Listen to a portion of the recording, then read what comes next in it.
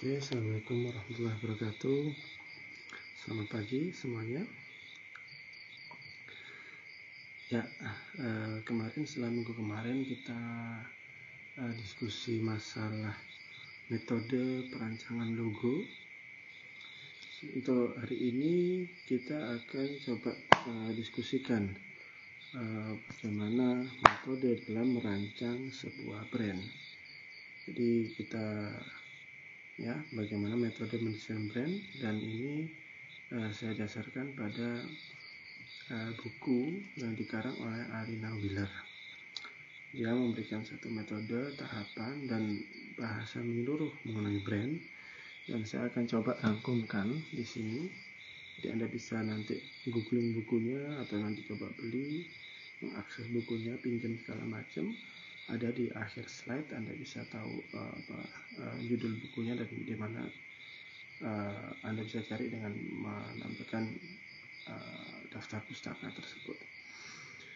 Oke, kita mulai ya. Jadi hari ini kita akan mulai dari intro dulu, kemudian definisi brandnya itu apa, metode desainnya yang disampaikan oleh Arina Wheeler, dan bagaimana kita mengaplikasikannya dalam bidang keilmuan desain. Nah, baik. Jadi di intronya saya ingin sampaikan bahwa brand itu sebetulnya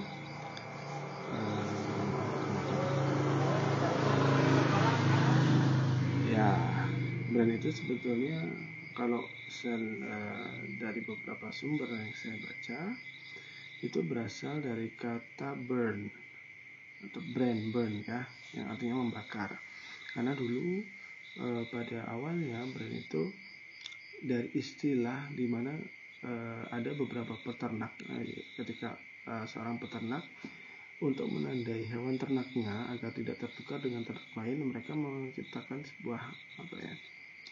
sebuah alat atau sebuah simbol yang dimana mereka itu dari simbol itu yang harus mudah dikenali, sederhana, dan simbol itu akan ditaruhkan dalam sebuah besi yang panas, kemudian di situ akan dicapkan kepada hewan ternak mereka gitu ya. Jadi kalau Anda lihat di sini hewan ternak itu akan dicap ya dengan simbol-simbol tertentu, sehingga pemilik peternak itu akan mengetahui, bisa mengidentifikasi ini hewan ternak milik siapa gitu, hanya dari cap tersebut, dari cap brand tersebut yang memang sederhana, simple, yang mudah diingat, yang itu dimana itu masih relevan dengan definisi brand hingga saat ini, harus mudah diingat sehingga untuk membedakan, mengidentifikasi mana yang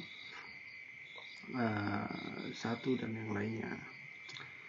Nah, jika minggu lalu Anda sudah belajar tentang logo, saya mengulang kembali bahwa posisi logo dalam sebuah perusahaan itu seperti wajah. Nah, ini Anda bisa lihat di pojok kanan bawah, itu adalah dari Pak Suryanto Rustan ya yang menyampaikan ini. Dan ini adalah posisi logo. Jadi logo itu seperti wajah yang bisa langsung dilihat, dikenali oleh seseorang gitu ya. Tapi brand itu adalah secara keseluruhan, dari ujung kaki sampai ujung kepala. Itu adalah branding. Jadi karena branding itu berkaitan dengan servisnya, pelayanannya, kemudian bagaimana Anda berinteraksi, fasilitas apa aja yang Anda dapatkan sehingga itu menjadi sebuah experience yang melekat di benak Anda.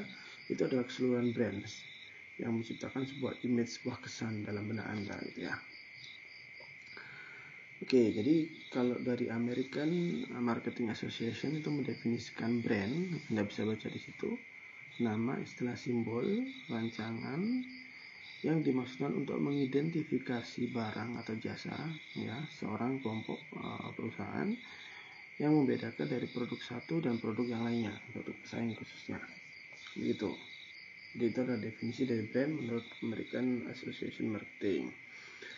Nah, David Hike, CEO dari Brand Finance, ada di bukunya Arina Wheeler juga, itu menyatakan bahwa ada 3 fungsi utama sebuah brand. Yang pertama adalah navigasi, jaminan, dan keterikatan. Navigasi di sini maksudnya adalah membantu konsumen memilih dari beragam pilihan yang membingungkan. Jadi kalau misalkan Anda mau mencari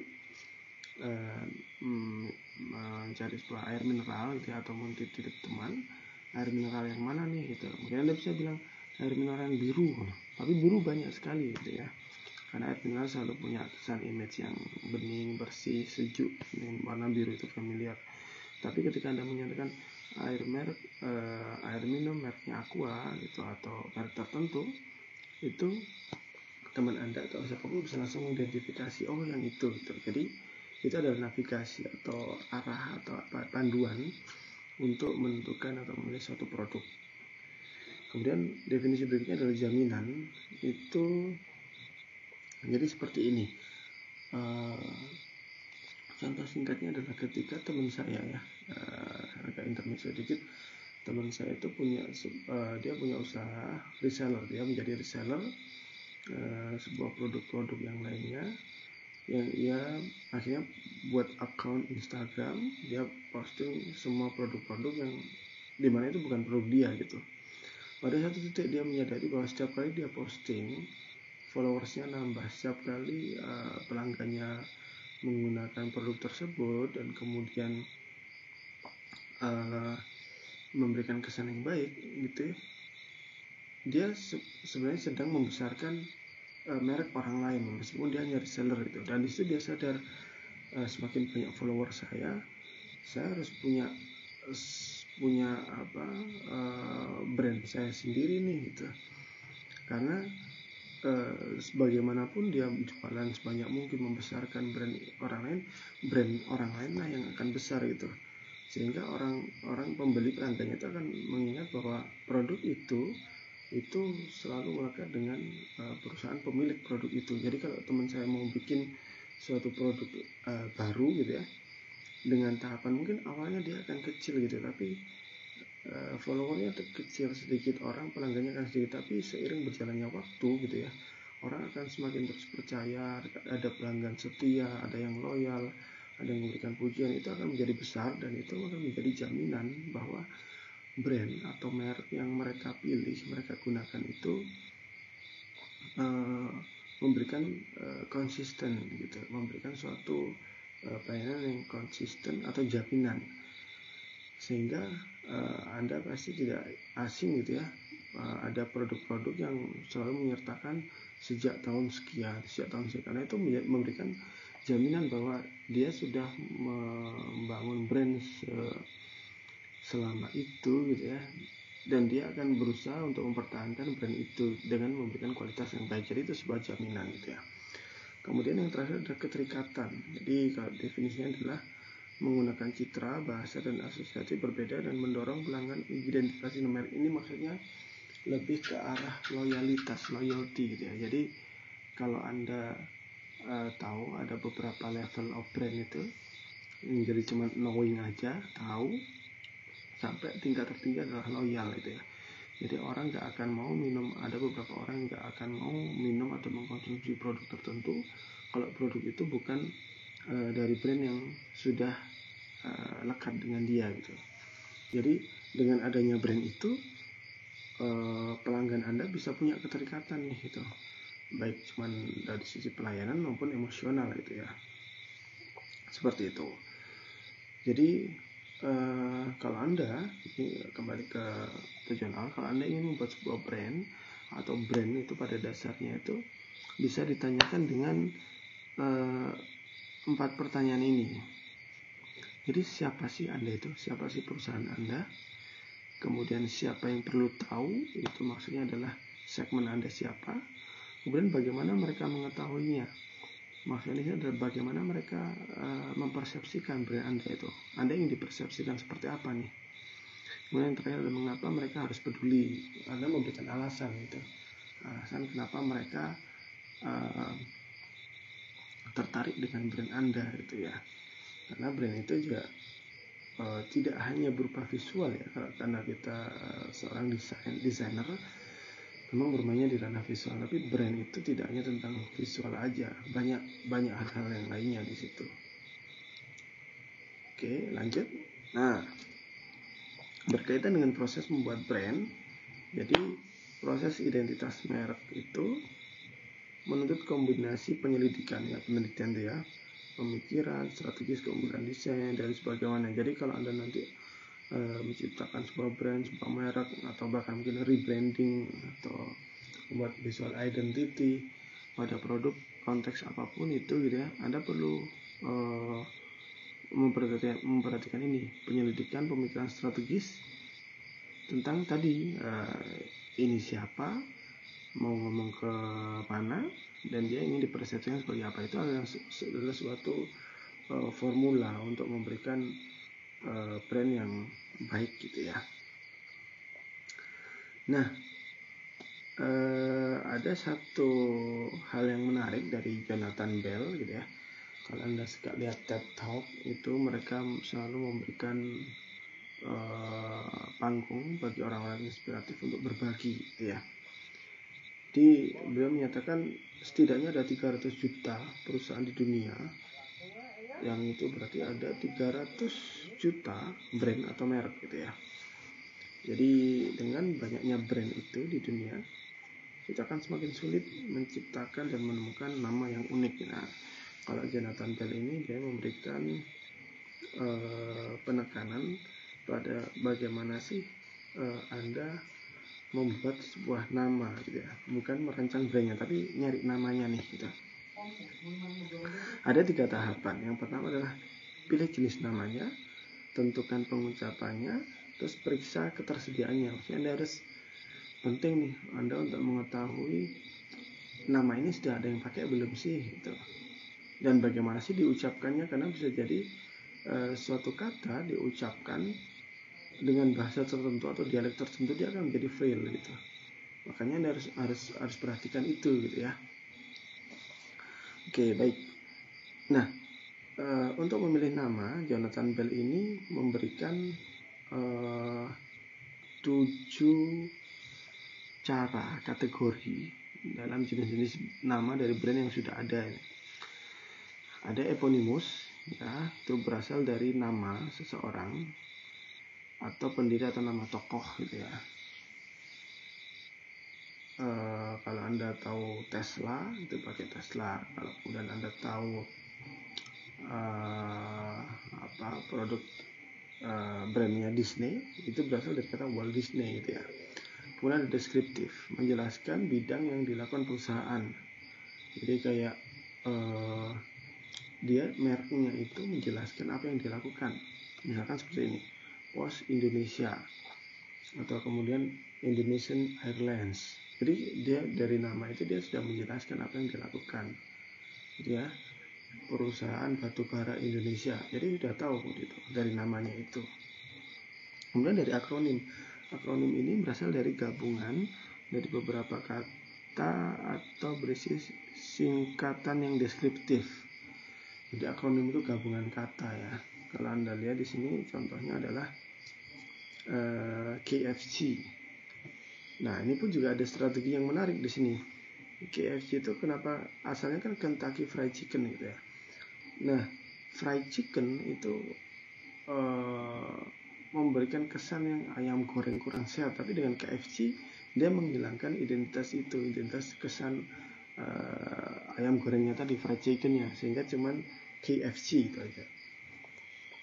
Kemudian yang sugestif ini ada empat jenis. Ada sugestif yang real, ada sugestif yang composite, ada sugestif yang invented. Yang real itu adalah nama yang berasal dari istilah asli yang ada dalam kamus itu. Kalau Anda lihat Uber itu memang bukan nama yang populer, tapi dia memiliki makna di kamus yang memang beyond lah kayak gitu ya. Kalau saya tidak salah baca ya. Kemudian yang berikutnya adalah sugestif yang composite. Composite itu jadi dengan cara menggabungkan 2 kata bersamaan yang mudah diingat, gitu ya. Jadi contohnya seperti Gojek, Go dan Ojek gitu ya. Atau kemudian Anda ada yang dua kata digabungkan menjadi satu gitu. Mungkin Anda pernah tahu ya gitu. Travel apa gitu mungkin ya. sehingga menjadi satu, menjadi sebuah nama gitu. Kemudian yang terakhir ada suggestive invented, yang namanya itu diambil dari mungkin istilah kata yang ada tapi dimodifikasi seperti nama yang baru gitu ya. Namanya seperti Shopee ini, yang dari kata shop ya, kemudian tambah i jadi dari Shopee, jadi seperti istilah baru seperti itu. Kemudian asosiatif itu merefleksikan citra dari perusahaan. Contohnya adalah Red Bull gitu ya. Dari Red Bull itu kita sudah tahu bahwa dia adalah energi banget gitu ya. Perusahaan yang fokus memang merepresentasikan itu dari kampanye dari Red Bull gitu ya, sebuah banteng merah gitu ya. Kemudian ada kata-kata yang non English gitu ya. Jadi Anda tidak mengambil dari bahasa tertentu tapi bisa menggunakan generalnya itu adalah dari istilah yang bukan Inggris, atau kalau kita dari istilah yang bukan Indonesia. Tapi mungkin dari istilah-istilah bahasa daerah mungkin gitu ya. Seperti itu. Contohnya yang internasional itu Lego. Di Lego itu berasal dari bahasa yang bukan Inggris. Anda bisa search sendiri nanti ya. Yang terakhir adalah ide atau emosi. Ada gagasan yang ingin ditampilkan di situ ya. Contohnya adalah Nike. Kalau Anda tahu Nike itu dia nggak berbicara tentang sesuatu, tapi dia membawa spirit menang gitu, kemenangan. Sebagaimana Apple selalu membawa spirit simplicity situ. Begitu. Itu ada linknya di bawah kalau Anda ingin lihat lebih lengkap presentasi beliau di TED Talks di YouTube, silakan diklik. Nah, kemudian metodenya ini. Nah, ini saya menekankan seperti ini. Jadi branding itu adalah suatu konteks yang sangat luas ya. Brand, merek itu nggak cuman nama aja gitu. Coca-Cola, kemudian McDonald's, bukan itu aja, tapi brand itu sudah mencakup service, pelayanan, experience, kemudian jaminan apa, persepsi apa yang kita dapatkan, itu semua sudah menjadi satu di situ. Jadi kalau kita berada di posisi kita sebagai seorang desainer, kita harus membedakan nih gitu. Jadi seperti sementara Alina Wheeler itu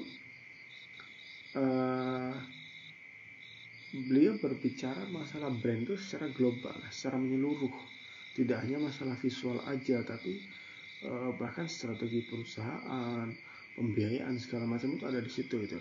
Jadi Alina Wheeler membagikan 3 tahapan dalam merancang sebuah brand. Pertama, conducting research ya, lakukan penelitian, perjelas strateginya, rancang identitasnya, ciptakan titik sentuh atau touch point, kurang gitu ya. Kemudian kelola asetnya. Ini adalah tips manajerial ya, marketing. Tapi ada yang menarik karena kita bisa ambil ini untuk keilmuan kita desain. Kalau Anda lihat, Alina Wheeler sudah menjelaskan pada tiap-tiap tahapannya, dia sudah memberikan detail apa yang harus Anda lakukan. Seperti pada tahap penelitian, ada strategi, penelitian kebutuhan, pengembangan data persepsi, sampai ada audit di studi tahapan terakhir. Memperjelas strategi juga begitu. Bahkan ada sampai kembangkan pesan-pesan utama, tulis brief kreatif, begitu juga dan yang lainnya. Bahkan sampai kelola aset itu Anda akan disarankan untuk bangun sinergi di sekitar merek baru. Terus kemudian launchingnya bagaimana, kemudian mengembangkan standar, pedoman, sampai segala macamnya di situ ya. Oke, mohon maaf ada mobil di luar ya, saat malam menjelang sahur. Oke, baik, kita lanjut. Jadi di sini brand ini secara global, nggak cuma visual aja, tapi untuk keilmuan Anda bisa pilah. Kalau saya bisa membantu Anda bisa pilih sendiri ya. Ketika nanti Anda menggunakan metode ini dalam merancang sebuah identitas visual atau branding, Anda bisa pilih sendiri mana sih yang relevan dengan visual. Oke, sudah mulai pagi rupanya. Ayam mulai berkokok. Oke, jadi kalau saya bantu di sini memberikan penekanan seperti ini. Jadi branding itu ada dua keilmuan di sini ya. Ada keilmuan desain, dia bicara visualnya, bicara mediumnya gitu ya, touch point tadi. Kemudian kalau marketing, strategi dan pelayanan. Jadi ada keilmuan marketing juga nih, pemasaran. Ya, sudah mulai pagi yang berkokok. Marketing ada strateginya, ada pelayanannya gitu ya. Jadi dia berbicara strategi dan gimana sih servisnya seperti itu. Jadi ada dua ini, tapi kita bisa ambil saja yang cuma berkaitan dengan desain aja gitu ya. Karena dalam konteks desain kita bisa batasi seperti batasan masalah lah ya, atau batasan cakupan gitu ya, perancangan Anda dengan menggunakan metode itu. Anda hanya fokuskan pada hal-hal yang berkaitan yang relevan dengan visual. Sehingga kalau Anda lihat ini di slide ini yang tadi sudah dijabarkan, setiap tahapan memiliki detail teknis pelaksanaan yang harus dilakukan. Anda bisa melakukan ini. Kalau saya cari yang relevan, perjelas lagi tujuan nilai ini adalah satu penelitian. Sebagaimana di awal pertemuan, ketika setelah UTS saya memberikan penjelasan pada Anda bahwa tidak semua penelitian itu melakukan sebuah desain, tapi sebaiknya setiap desain itu diawali dengan sebuah penelitian gitu. Sehingga di situ ada proses perjelas strategi, tujuan dan nilai-nilai itu penting di situ. Anda bahkan melakukan wawancara, manajemen kunci dan sebagainya. Kemudian di perjelas strategi ada sistematis pembelajaran. Nah, itu artinya kalau dalam design thinking itu berarti adalah define. Anda mendefine gitu ya. Apa aja sih gitu ya. Anda menciptakan atribut, terus kemudian Anda tulis brief di situ. Kemudian di merancang identitas, visualisasi masa depan. Nah, di sini Anda bisa lihat tuh ada bagian yang tidak saya highlight karena dia berbicara tentang finansial. Dan mencapai kesepakatan itu bisa Anda masukkan. Tapi saya di sini adalah saya fokuskan yang betul-betul visual. Sampai pada touch point-nya Anda bisa memprioritaskan gitu ya. Kemudian sampai kelola aset ada dua nih yang saya highlight, ada bangun sinergi sama strategi peluncurannya nanti gitu ya. Ini sehingga dari situ semua kalau kita sintesiskan meminjam istilahnya, kita akan mendapatkan ini tahapan-tahapan ini. Setiap tahapan itu Anda bisa jelaskan. Jadi kalau Anda melakukan ini benar-benar menggunakan metode ini dalam penelitian Anda, pada bab 2 itu Anda jelaskan Alina Wheeler itu apa, tahapannya apa aja. Tapi pada bab 3 Anda sudah menjelaskan ini gitu ya. Apa lagi? Jadi kalau bab 2 Anda menjelaskan apa adanya, metodenya seperti apa, kemudian objeknya apa, istilahnya apa, definisikan. Tapi bab 3 Anda sudah tidak mendefinisikan lagi gitu ya. Jadi bab 3 bab 3.1 lakukan penelitian, perjelas visi strategi. Anda sudah tidak lagi menuliskan pada tahap ini kita harus memperjelas visi dan strategi, tujuan dan nilai wawancara. Pada tahap ini kita bukan seperti itu, tapi Anda sudah lebih detail bagaimana Anda memperjelas visi dan misi strategi. Misalkan mungkin Anda berwawancara, hasilnya apa, data apa aja yang penting itu Anda tampilkan di bab 3 situ. Kemudian perjelas strategi, merancang identitas. Ini visualisasi masa depan ini.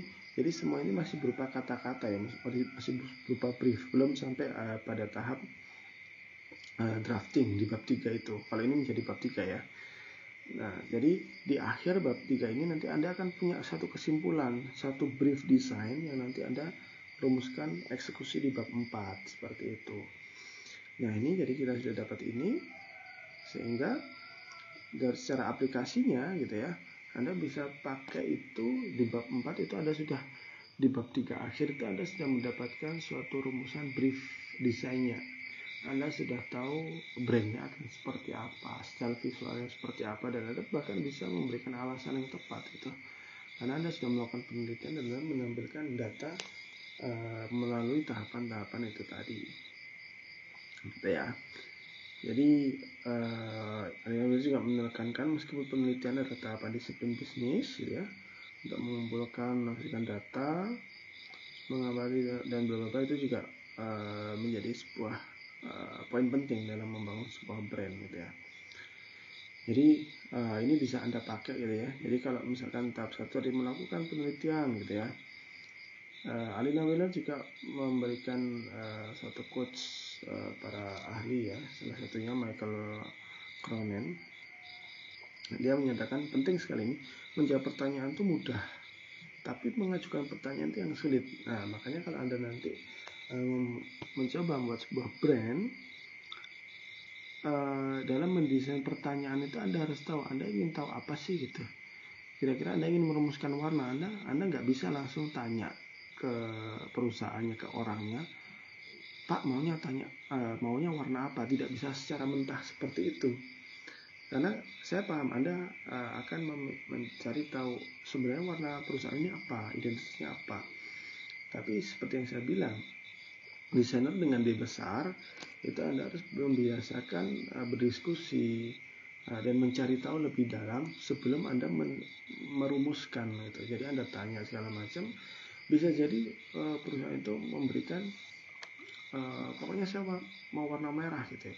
Tapi setelah Anda menentukan bahwa setelah studi banding dengan pesaingnya, warna merah ternyata sangat umum, kemudian Anda sudah merumuskan bahwa sebenarnya visi misi perusahaan itu mungkin tidak sebanding dengan warna merah, Anda bisa ajukan gitu ya. Bahkan di tahapan kalau TA Anda nanti Anda bisa memberikan purpose gitu ya. Anda ajukan bahwa sebetulnya warna yang baik itu adalah warna ini gitu, mungkin biru atau hijau gitu.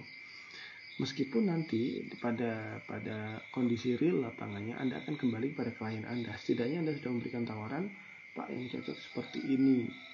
Warna merah kurang tepat, warna merah baik tapi kurang tepat karena pesaing Bapak sudah banyak yang warna merah segala macam seperti itu.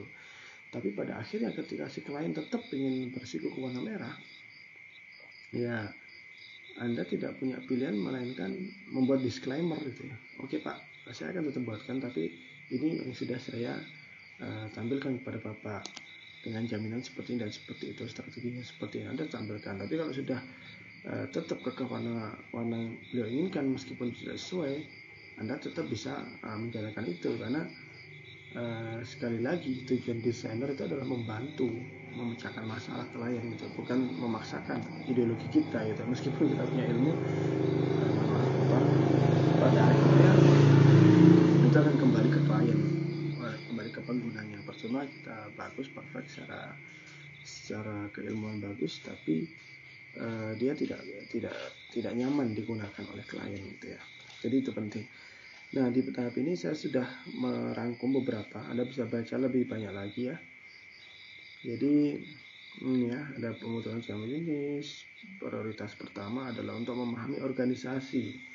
Jadi makanya penting, penelitian itu pentingnya di sini. Anda tahu visi misinya apa, targetnya siapa, culture-nya di perusahaan itu apa, keunggulannya apa. Kalau Anda sudah belajar di DKV 5, Anda sudah punya USP, unique selling proposition-nya seperti apa, STP-nya seperti apa gitu ya.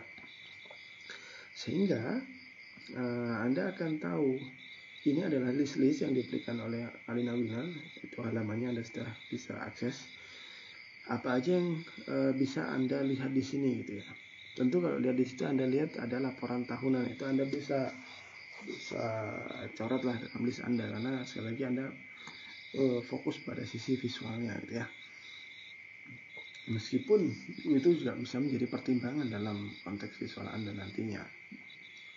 Nah, Alina Wheeler juga sudah memberikan pertanyaan yang penting nih gitu. Sehingga nanti kalau Anda melakukan mau survei, mau bikin pertanyaan wawancara, Anda bisa pakai ini semua gitu.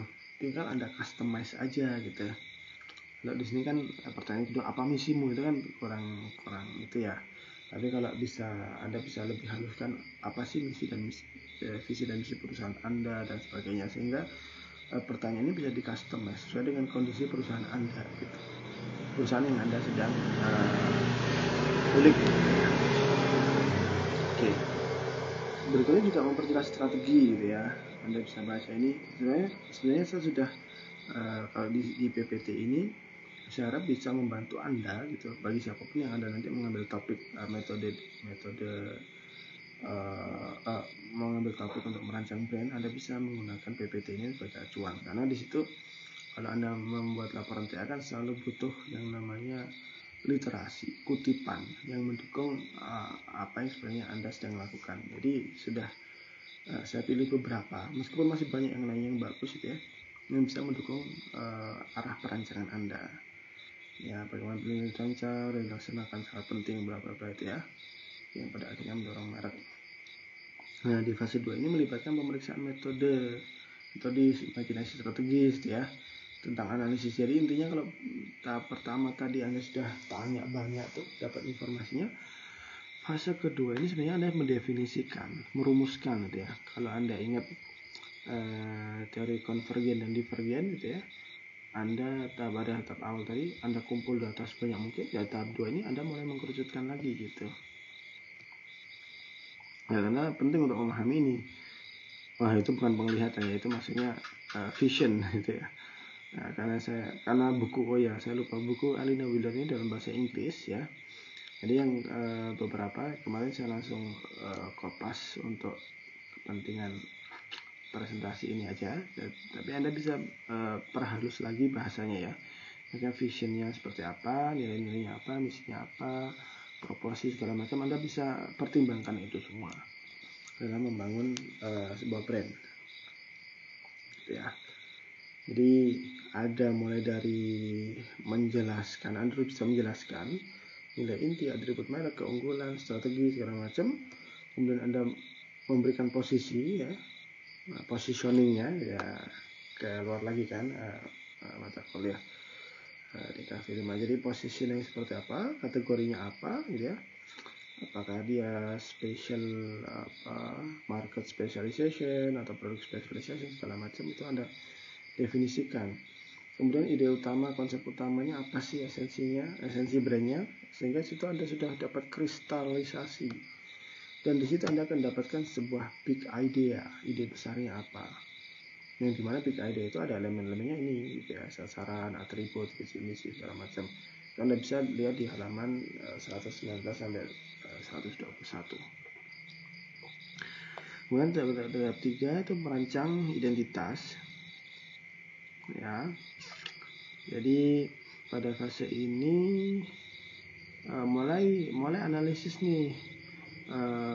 Setelah Anda definisikan tadi, Anda mulai bikin brief di sini ya.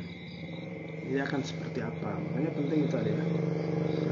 Anda bisa baca atributnya, akunnya, segala macam. Saya bisa apa? Ramah-ramah. Baik, kita kembali. Oke. Di situ ya Anda periksa seperti apa. Kemudian ada elemen identitas gitu ya. Anda bisa pertimbangkan di sini nih. Nah, kalau Anda merancang sebuah visual identity, ini menjadi sebuah tahapan penting. Anda tahu jenis logonya, ciri khas stylenya seperti apa, warnanya, tipografinya, soundnya seperti apa, gimmicknya, motion, gerakan, kalau motion itu seperti apa, aplikasinya bagaimana, percobaan presentasi ini. Ini adalah elemen identitas. Kalau Anda punya visual identity mengacu pada ini aja, itu sudah tepat gitu ya. Jadi kalau di sini Anda digambarkan, Anda bisa tahu ya apa aja beda-bedanya gitu ya. Kemudian bagian 4 menciptakan touch point ya. Kalau diartikan titik sentuh kurang enak gitu ya, tapi makanya saya tetap menggunakan touch point di sini ya. Jadi kalau Low gitu ya, dia adalah seorang desainer dan educator, mungkin dosen juga. Dia menyampaikan bahwa desain itu adalah kecerdasan yang dibuat terlihat gitu ya. Jadi ini semakin menguatkan pemahaman Anda semoga ya. Ada perbedaan D desainer dengan D besar dan D kecil. Kalau D besar itu adalah desainer yang punya strategi ya, makanya nggak cuma gambar-gambar aja, nggak cuma warna vektor aja, tapi dia punya strategi.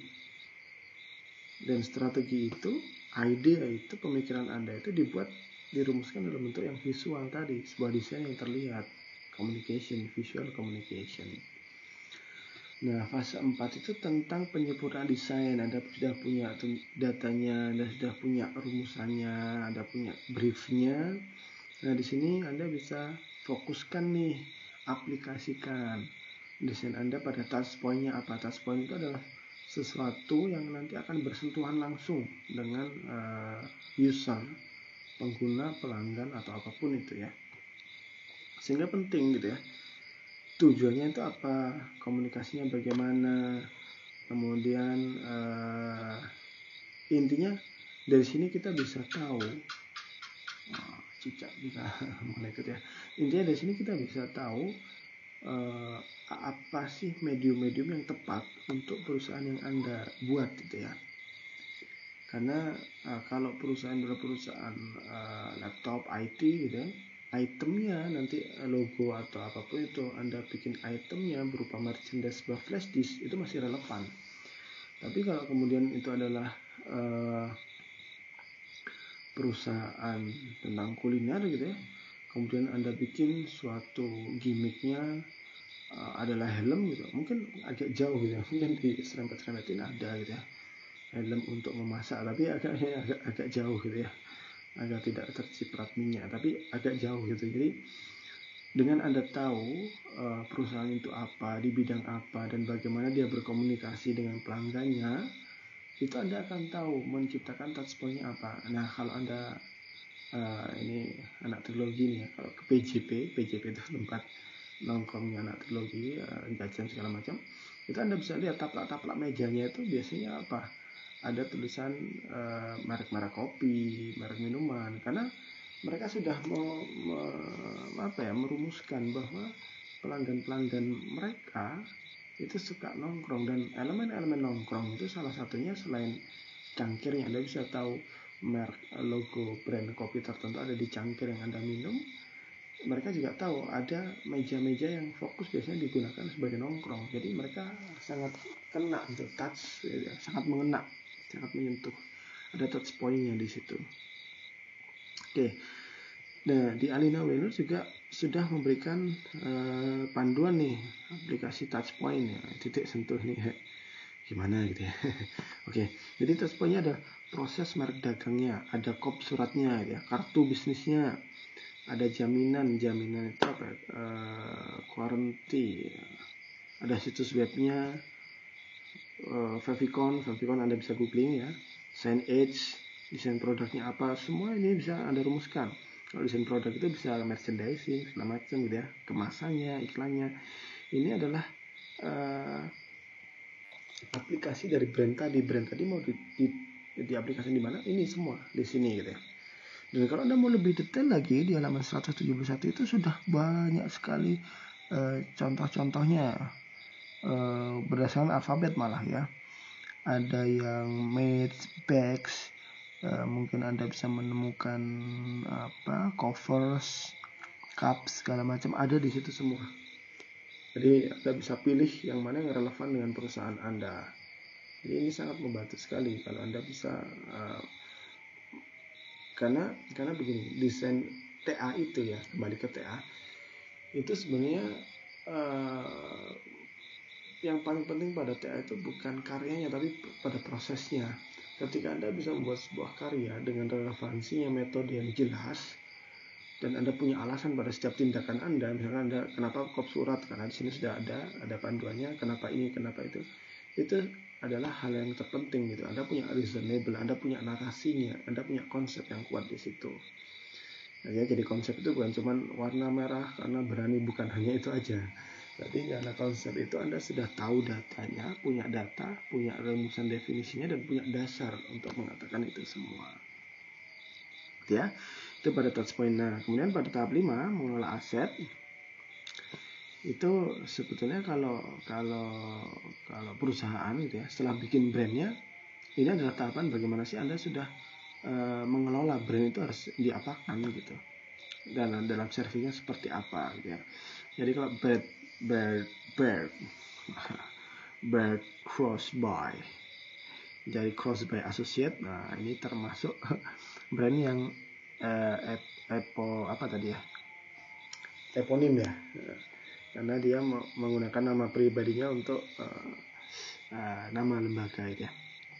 Ini menyebutkan merek adalah makhluk hidup. Brand is a thing, is a being gitu ya. Jadi oleh karena itu harus dipupuk, dirawat dan disiplin. Nah, dipupuk dirawat ini karena dia akan memberikan jaminan gitu ya. Kalau dia sudah sejak tahun 1980 misalkan, sementara dia di tahun 2000 ada kolaps segala macam gitu ya, itu tahun 2000 berikutnya dia akan pelanggan akan ragu gitu untuk bisa menggunakan produk dia, seperti pada kasus salah satu produk makanan gitu ya, yang diisukan pernah tercampur dengan daging elemen babi atau apa, di mana di komunitas muslim sebagai konsumen terbesar di Indonesia itu menghindari zat tersebut gitu ya. Setelah ada kasus isu tersebut, produk itu agak goyang nih gitu. Dibutuhkan waktu yang lama lagi sampai pelanggan, khususnya konsumen muslim itu, untuk bisa percaya kembali dan menggunakan produk itu gitu. Seperti itu. Jadi di sini sudah visualnya sudah agak lebih menipis nih, karena berkaitan dengan manajemen gitu ya. Seperti itu. Jadi Anda bisa pakailah beberapa yang tadi mungkin strategi launchingnya seperti apa, endorsernya kayak gitu. Anda masih bisa pakai beberapa di sini. Jadi dengan demikian Anda sudah punya tahapan dari awal sampai akhir mendesain sebuah brand gitu ya. Jadi ini ada yang terakhir adalah, selain Anda membuat sebuah brand, biasanya ada konteks TA yang melakukan rebranding ya. Jadi mungkin saya sangat tertarik ya kalau ada di antara Anda yang fokus ngulik sesuatu yang berkaitan dengan tradisional gitu ya. Di beberapa pertemuan ke depan saya juga akan memberikan Anda metode untuk mentransformasi sebuah elemen budaya menjadi sesuatu yang lebih kekinian. Di antaranya produk budaya dan juga permainan tradisional. Nah, berkaitan dengan ini, kalau Anda nanti melakukan sebuah brand, menciptakan identitas visual, itu kasusnya saya akan sangat tertarik, dan mungkin saya malah akan mengajukan diri sebagai pembimbing Anda gitu ya, ketika Anda membuat konteks-konteks yang berkaitan dengan sesuatu yang tradisional, mungkin makanan tradisional, atau mungkin perusahaan apa gitu yang lokal banget gitu ya, yang kemudian itu Anda buat brandnya itu.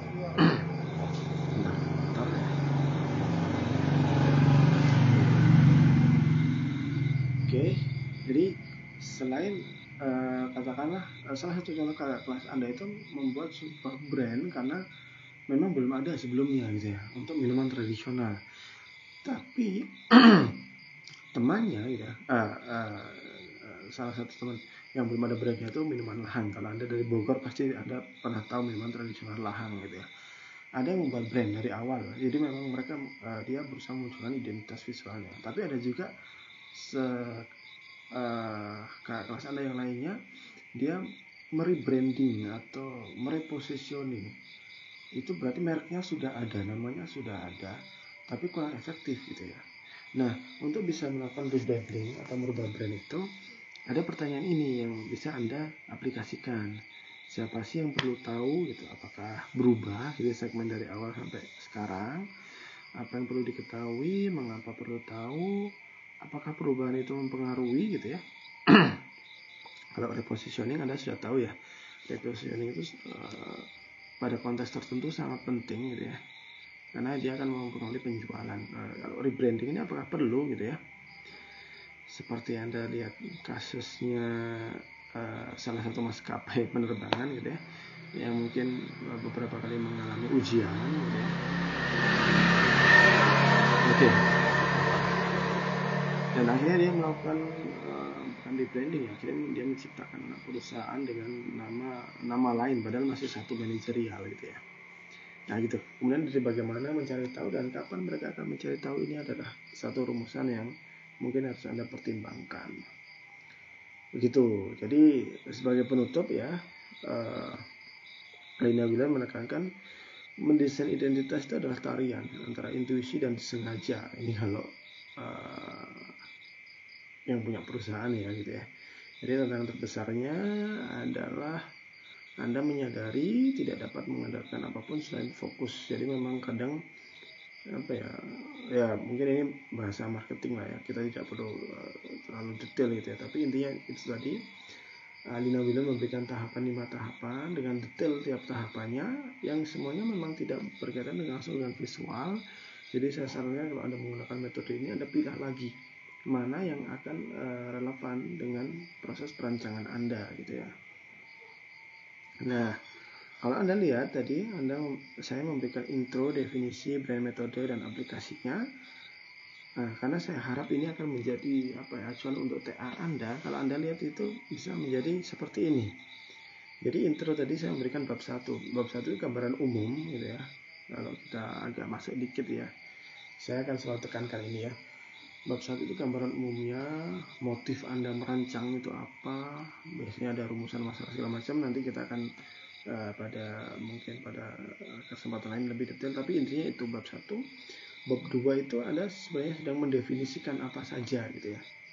Kalau mengacu pada mata kuliah sebelum UTS, ada 4 aspek itu gitu ya. Jadi apapun judul Anda nanti, Anda sebaiknya memecah ke dalam beberapa kata kunci. Fokusnya minimal ke 3 kata kunci. Aspek teori yang Anda pakai apa, kemudian prosesnya pakai metode apa, dan definisi objeknya itu apa. Jadi di situ definisi brand segala macam bab 2. Kemudian metode desainnya itu ada di bab 3. Bagaimana Anda melakukan tahapan-tahapan itu Anda jelaskan di bab 3. Jadi kalau bab 2 itu cuma definitif semua, menjelaskan teori warna, teori ini segala macam, dan tahapan ini. Nah, kalau bab 3 itu sudah lebih customize gitu ya. Jadi kalau memasak itu bab 2 itu Anda kumpulkan bahan-bahannya gitu ya. Ada ayam, ada cabai, ada bawang segala macam. Di bab 3 itu Anda sudah customize. Ayamnya mungkin sayapnya doang, cekernya doang, karena mungkin Anda bikin suatu cabainya itu enggak lagi cuma cabai doang, tapi tiga cabai, bawangnya sudah Anda definisikan 3 siung bawang segala macam seperti itu. Itu bab 3. Dan di bab 4 Anda sudah mulai melakukan aplikasinya, desainnya, tahapannya, draftingnya seperti itu. Nah, begitu. Ini adalah halaman terakhir adalah daftar pustakanya. Nanti kalau Anda lihat setiap slide tadi itu ada rujukannya di halaman kanan bawah. Itu siapa aja, dan intinya slide ini semua menjabarkan tentang Lina Wheeler. Ini judul bukunya, Designing Brand Identity, ya, diterbitkan di New Jersey itu. Jadi tahun 2009. Jadi ini Anda bisa cari, bisa beli mungkin ya, jangan cuma cari aja gitu ya. Beli ataupun pinjam dan segala macam, itu Anda bisa acu untuk siapapun bagi Anda nanti yang berusaha merencanakan TA gitu ya. Jadi itu secara garis besarnya, intinya ada metode, dan metode itu bisa di customize sesuai dengan kebutuhan Anda. Itu dulu untuk hari ini. Semoga bisa bermanfaat bagi Anda, dan jika ada pertanyaan mungkin Anda bisa tampilkan di kolom komentar ya. Oke, sekian dari saya, semoga bermanfaat. Assalamualaikum warahmatullahi wabarakatuh.